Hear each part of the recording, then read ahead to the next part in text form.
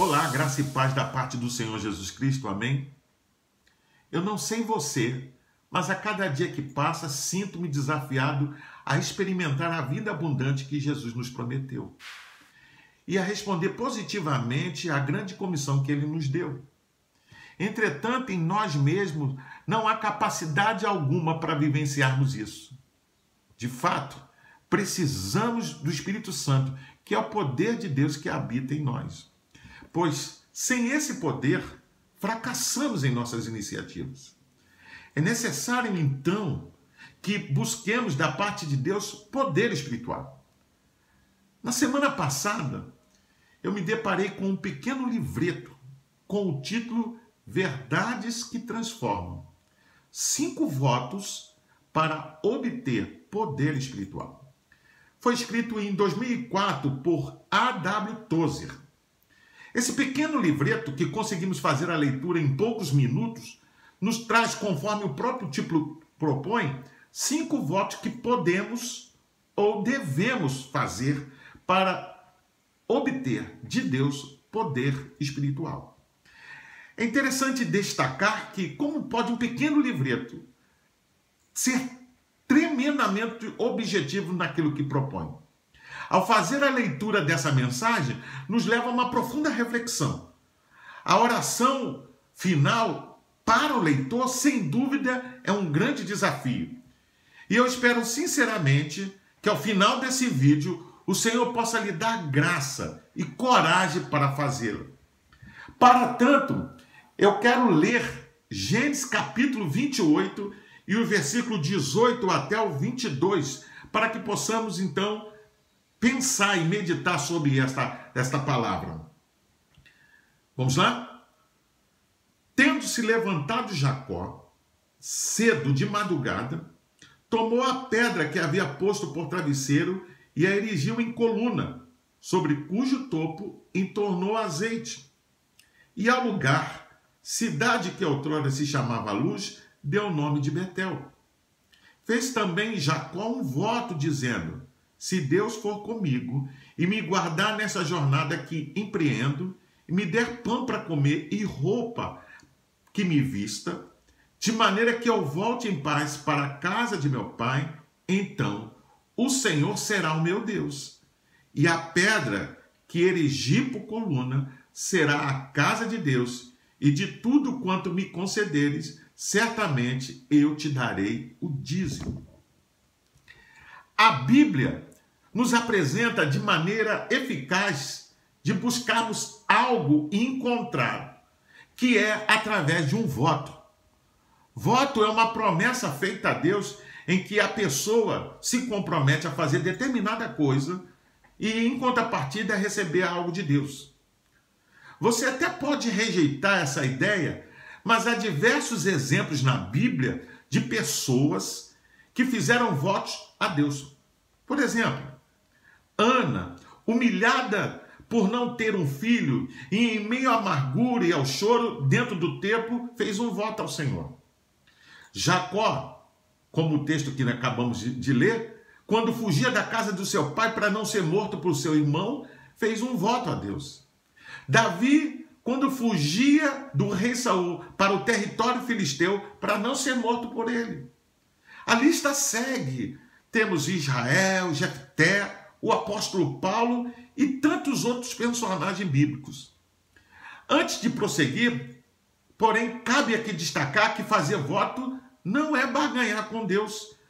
Voto é uma maneira de nos incentivarmos na busca de um alvo e até mesmo de mostrarmos a Deus o quanto queremos alcançar aquilo que estamos buscando. Tendo isso em vista ou na sua mente, eis a questão. Para alcançar o poder espiritual do qual necessitamos e que com certeza Deus deseja dar a você, podemos ou devemos fazer um voto a Deus. Isso fica a seu critério. Mas se fizer, que votos seriam esses? Pois bem, sendo assim, em seu livro A.W. Tozer, destaca que há 5 votos que será bom fazer ou observar. Vamos lá? O primeiro voto, segundo ele, diz: trate seriamente o pecado. O pecado tem se disfarçado nesses dias, aparecendo com novos nomes e caras. Você pode estar sendo exposto a esse fenômeno, por exemplo, na escola, no trabalho, entre seus amigos, através das redes sociais e, por incrível que pareça, até mesmo dentro da sua própria casa. O pecado é chamado de diversos nomes enfeitados, porém, qualquer nome, menos pelo qual ele realmente está errado. Tudo isso é ridículo, porque o pecado é ainda o mesmo antigo inimigo da alma. Ele nunca foi alterado. Precisamos tratar firmemente com o pecado em nossa vida. Na verdade, não estou pregando a perfeição sem pecado, porque ninguém é perfeito, só Deus o é. Antes, quero dizer que todo pecado conhecido deve ser nomeado, identificado e repudiado. E que devemos confiar em Deus para nos libertar dele, para que não exista qualquer pecado consciente, deliberado em qualquer parte da nossa vida. É absolutamente necessário que façamos isso, porque Deus é um Deus santo e o pecado está no trono do mundo. Portanto, não chame os seus pecados por outro nome. Por exemplo, se você é invejoso, chame de inveja. Se você tem a tendência de autocomiseração e a sentir-se que não é apreciado pelas pessoas, chame esse pecado de autopiedade. Também há o ressentimento. Se você anda sempre ressentido, e ressentimento é sentir de novo, é não abrir mão. Admita isso. Se tem amargura, se é mentiroso, orgulhoso, se é uma pessoa que não perdoa ou sente ódio, na verdade, a lista é extensa. E eu citei apenas alguns como exemplo. Porém, admita cada um deles. Não tente chamá-los de outro nome. Chame pelo que ele é realmente. Segundo as Escrituras, pecado é toda a transgressão voluntária da lei de Deus. Quando alguém, por vontade própria, desobedece à ordem de Deus, ele está pecando. E o clássico exemplo bíblico disso é a queda do homem registrada lá em Gênesis capítulo 3. Todo e qualquer pecado presente no nosso dia a dia, assim está porque nós o escolhemos e permitimos. É claro e é óbvio que há pecados que nos são ocultos, que não conseguimos discernir. Entretanto, muitos desses pecados que constantemente praticamos são conscientes. Veja o que Salmo 19, versículo 12 a 14 nos diz. Quem pode ver os seus próprios erros? Purifica-me, Senhor, das faltas que cometo sem perceber. Livra-me também dos pecados que cometo por vontade própria. Não permita que eles me dominem. Assim serei uma pessoa direita e ficarei livre do pecado da desobediência a ti. Que as minhas palavras e os meus pensamentos sejam aceitáveis a ti, ó Senhor Deus, minha rocha e meu defensor. Devemos tratar com seriedade esses pecados, confessando-os a Deus e nos arrependendo dele. Arrependimento é uma mudança de atitude. Jesus, por exemplo, ao perdoar uma mulher adúltera, disse: eu também não a condeno. Agora vá e não peques mais. João 8:11. Eliminar os pecados que sabemos fazem parte de nossas vidas e o compromisso do primeiro voto. Isto nos leva ao segundo voto. Não seja dono de coisa alguma. O escritor não estava dizendo que não podemos possuir coisas, mas que devemos ser libertos do senso de possuí-la. Esse senso de posse é que nos embaraça. Esse senso de isto é meu é muito prejudicial para o espírito.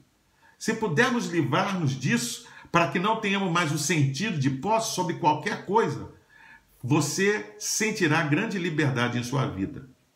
Na Bíblia, mordomia é um conceito antigo que está presente. O mordomo administrava algo do qual ele não era dono. Apesar de estar cercado de muitos bens e riquezas, geri-las conforme o seu parecer não possuía nenhuma delas. A história de José no Egito é o clássico exemplo disso. Esse conceito também se aplica a nós cristãos nos dias de hoje. Nossos bens, na verdade, não são nossos. Não somos donos nem de nós mesmos, porque a Bíblia fala que Cristo nos comprou com o seu sangue. Sendo assim, não devemos nos apegar a coisa alguma. Quanto a isso, disse Jesus: não acumuleis para vós tesouros sobre a terra, onde a traça e a ferrugem corroem, e onde os ladrões escavam e roubam. Mas ajuntei para vós tesouros no céu, onde a traça nem ferrugem corrói, e onde os ladrões não escavam nem roubam, porque onde está o seu tesouro, aí também estará o teu coração. Isso está lá em Mateus capítulo 6, do 19 a 21. O Senhor nos orienta a não colocar o nosso coração nos tesouros da terra, e sim nos tesouros do céu. O segundo voto fala de não termos a postura de donos dos bens que nos cercam, mas de sermos mordomos. Isso nos leva ao terceiro voto: nunca se defenda. Na verdade, todos nós nascemos com o desejo de defender-nos. É um dos instintos do ser humano.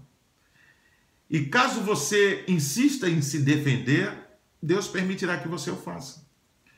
Porém, se você entregar a sua defesa a Deus, Ele o defenderá. E isso é uma verdade. Na verdade, você não tem que lutar. O Senhor é quem luta por mim. É Ele que certamente fará o mesmo por você. Ele será inimigo dos seus inimigos e adversário dos seus adversários. Você nunca mais vai precisar se defender. O que defendemos? Bem, defendemos nosso serviço e, particularmente, defendemos a nossa reputação. Sim, a sua reputação é o que os outros pensam que você é.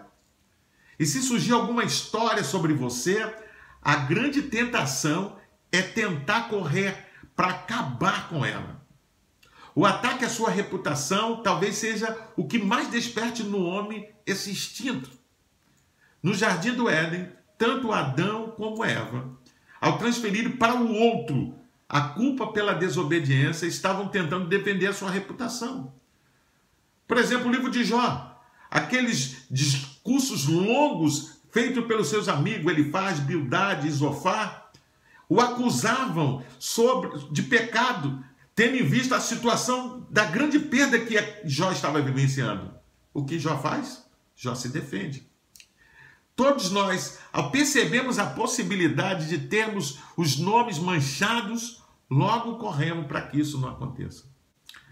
Ao longo dos anos de vida cristã e também de ministério, eu tenho passado por algumas experiências em que algumas pessoas tentaram manchar a minha reputação. E eu quero declarar aqui com muita tranquilidade que algumas dessas vezes eu tentei me defender. Mas quando eu aprendi e entendi que quem nos defende é o Senhor, eu abri mão dessa capacidade ou dessa tentativa de tentar me defender. E eu tenho tido algumas experiências fantásticas. Eu posso testemunhar para você agora que quando nós nos calamos diante das acusações, Deus, Ele trabalha ao nosso favor. De fato, conforme diz Provérbio 22, 1, mais vale o bom nome do que há muitas riquezas, e o ser estimado é melhor do que a prata e o ouro. Porém, entretanto, na Bíblia, fala de um Deus que é vingador do seu povo. Ele se levanta em favor dos seus contra os adversários dele. Sendo assim, não precisamos nos defender. É sobre isso que fala o terceiro voto. Nunca se defenda. Por mais que você tenha esse desejo, se coloque, se entregue nas mãos do Senhor, que é o justo juiz. Jesus, em meio a grandes acusações injustas, ofensas e agressões. Ele não abriu a sua boca. Ele não tentou se defender. Devemos entregar ao Senhor as ofensas e confiar que Ele cuidará de cada uma delas. Isto nos leva ao quarto voto. Nunca passe adiante algo que prejudique alguém. Se você sabe alguma coisa que possa vir a obstruir ou ferir a reputação de um dos filhos de Deus, como fofoca, mentira ou falso testemunho, enterre-a para sempre. Se quer que Deus seja bondoso com você, terá que ser bondoso com os seus outros filhos. Você dirá, mas isso não é graça. Bem, a graça é que fez você entrar no reino de Deus. Graça é um favor imerecido. Porém, depois de você assentar-se à mesa do Pai, Ele espera poder ensiná-lo como se portar à mesa, como fazer parte do reino. E Ele não quer, e Ele não permitirá que você sente à mesa e não use a etiqueta, ou seja, que etiqueta é essa? Contar histórias sobre outros irmãos que estão assentados à mesa com você. Não importa onde congregam, a sua nacionalidade ou os acontecimentos passados, não importa. Você não é juiz.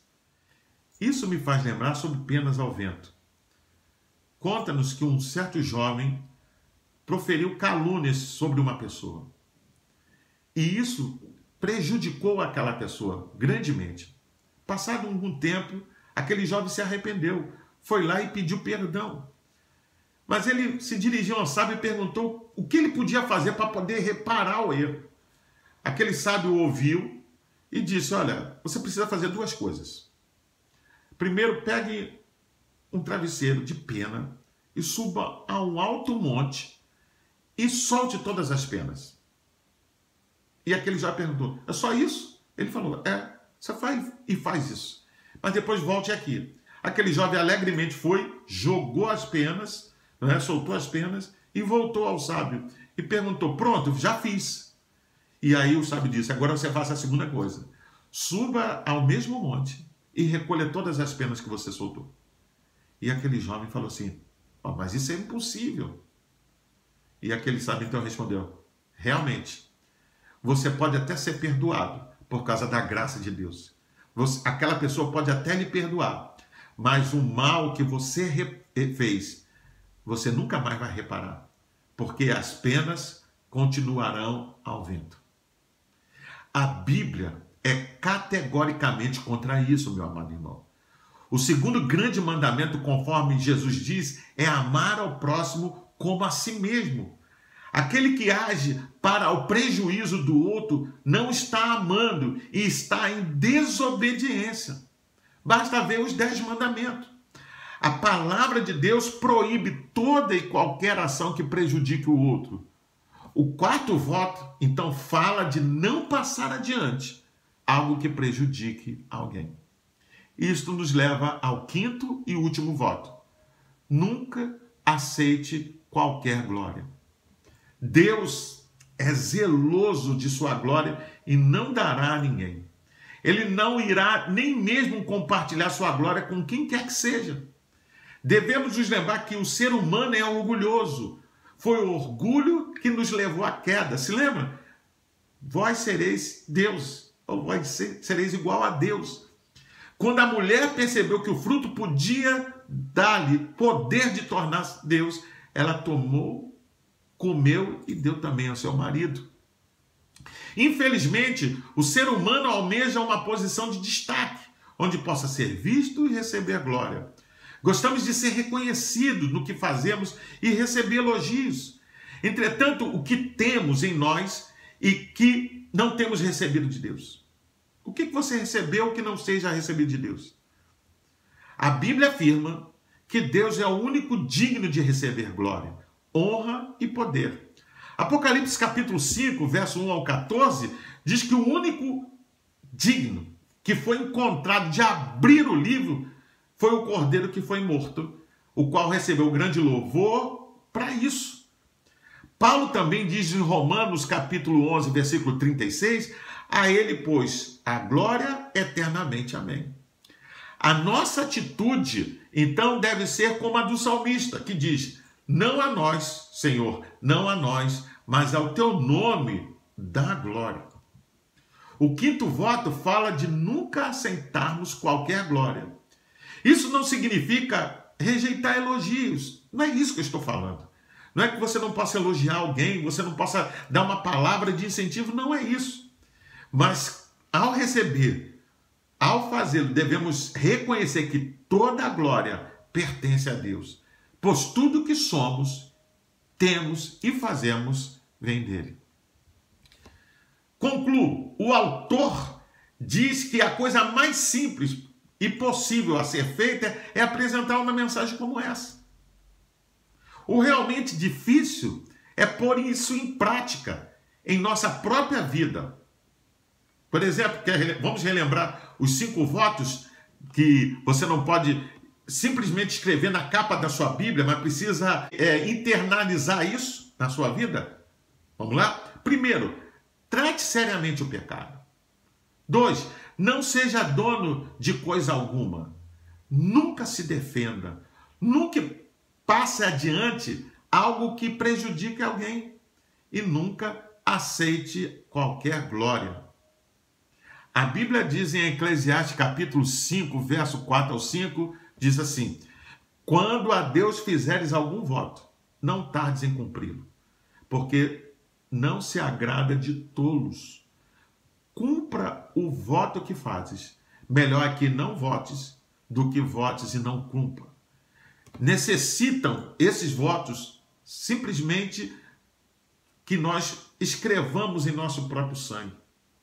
Tem que ser votos finais, irrevogáveis. Ficarmos apenas na superfície não é suficiente. Muito da nossa consagração e muitas das nossas ações são apenas superficiais. Não pode ser assim. Esses votos precisam vir da profundeza do nosso coração, do nosso espírito. Esses votos, na verdade, são contrários à natureza antiga, porque o ser humano, ele luta, né? A carne ou o mal que habita em nós, ou você, o ser humano, o pecador que habita em mim, ele luta contra o novo homem. Mas quando fazemos votos como esse, eles introduzem em nós a cruz. E ninguém jamais pode recuar depois de ter tomado a sua cruz. Quando o homem toma a sua cruz, ele diz adeus. Entretanto, não são votos que podemos escolher não fazer por receio de não cumprir. Esses votos falam de princípios básicos, imprescindíveis da fé cristã. O nosso Senhor espera de todos nós essas atitudes. O que fazer, então, se eu não conseguir cumprir os votos? Os 5 votos que o autor coloca, segundo ele, são para obtermos do Senhor poder espiritual. À medida que nós estivermos cumpridos, vamos receber poder espiritual. Quando descumprimos, deixaremos de receber esse poder, pois o pecado nos afasta de Deus. Assim, o procedimento correto quando falharmos é confessarmos o pecado a Deus, nos arrependermos e seguirmos em frente. Aquele que cai não deve ficar caído e lamentando, mas deve se levantar e prosseguir. Tenhamos a persistência de Davi, quando diz: os votos que fiz, eu os manterei, ó Deus. Cumprirei os meus votos ao Senhor. Por fim, a oração que eu falei no início, ela vai estar na descrição desse vídeo. E eu gostaria que, antes que você fizesse uma profunda reflexão sobre quem você é e sobre como está a sua vida. Quem sabe essa palavra impactou o seu coração. E se você entende e percebe que precisa de uma mudança na sua vida, eu desafio você a fazê-lo. Eu espero sinceramente que Deus possa produzir na sua vida uma profunda transformação. Que Deus possa abençoar a você e a mim, a todos nós, no grande desafio de sermos discípulos mais parecidos com Jesus, dia após dia. Pois, saiba, Deus está fazendo uma obra em nós, nos tornando parecidos com seu Filho. Que Deus abençoe e te guarde. Que a graça do Senhor possa estar sobre você e sobre a sua vida. Que o Senhor te abençoe. Fique na paz.